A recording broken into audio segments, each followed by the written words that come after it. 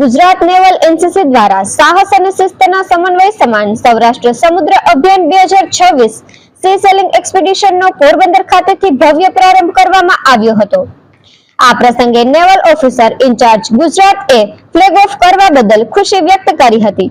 તેમણે કેડેટ્સને જણાવ્યું કે આ કોઈ સામાન્ય રૂટીન પ્રવૃત્તિ નથી, પરંતુ સહનશક્તિ, ટીમ વર્ક અને ચારિત્ર્ય નિર્માણનો એક માધ્યમ છે। તેમણે કેડેટ્સને શિસ્ત અને એકતાનો પાઠ ભણાવતા કહ્યું કે જો સેલિંગ દરમિયાન દરેક સભ્ય એક સાથે હલેસા નહીં મારે અથવા પવનની દિશા મુજબ સાથે મળીને કામ નહીં કરે તો નૌકા આગળ વધી શકશે નહીં। આ એવું જ્ઞાન છે જે કોઈ ક્લાસરૂમમાં શીખી શકાતું નથી। નેવીએ એનસીસી પર હંમેશા વિશ્વાસ મૂક્યો છે, જેનો મુખ્ય હેતુ કેડેટ્સના જવાબદારી, રાષ્ટ્રીય ચારિત્ર્ય અને શિસ્તના ગુણો કેળવવાનો છે। આ અભિયાનમાં સામેલ 75 કેડેટ્સમાંથી 30 મહિલા કેડેટ્સની ભાગીદારીની તેમણે ખાસ નોંધ લીધી હતી।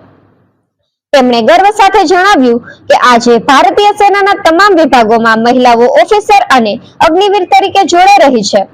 સમુદ્ર ક્યારેય સ્ત્રી કે પુરુષ વચ્ચે ભેદભાવ કરતો નથી, તે માત્ર કૌશલ્ય અને હિંમત જોવે છે। અંતમાં કેડેટ્સને નેવલ એવિગેશન અને યુદ્ધ જહાજોની મુલાકાતથી મેળવેલા અનુભવોને જીવનમાં ઉતારવા અને એક શ્રેષ્ઠ નાગરિક બનાવવા માટેની શુભેચ્છાઓ આપીને તેમણે પોતાનું વક્તવ્ય પૂર્ણ કર્યું। આ પ્રસંગે naval officer in charge Gujarat brigadier P Shashi અને કોસ્ટગાર્ડની ડીઆઈજી પંકજ અગ્રવાલ સહિતના મહાનુભાવો ઉપસ્થિત રહ્યા હતા અને લીલી ઝંડી બતાવી કેડેટ્સને પ્રસ્થાન કરાવ્યું હતું। ઉલ્લેખનીય છે કે four Gujarat naval unit NCC Porbandar દ્વારા આયોજિત આ વિશેષ અભિયાનમાં કુલ 75 કેડેટ્સ ભાગ લઈ રહ્યા છે, જેમાં 45 બોયઝ અને 30 ગર્લ્સ કેડેટ્સનો સમાવેશ થાય છે। આ સાહસિક અભિયાન દરમિયાન કેડેટ્સ દરિયાઈ માર્ગે અંદાજે 220 કિલોમીટર જેટલું અંતર કાપશે। 7 દિવસ સુધી ચાલનારા આ અભિયાનનું સમાપન 25 જાન્યુઆરી એટલે કે પ્રજાસત્તાક પર્વના દિવસે દીવ ખાતે ફ્લેગ ઇન સેરેમની સાથે કરવામાં આવશે।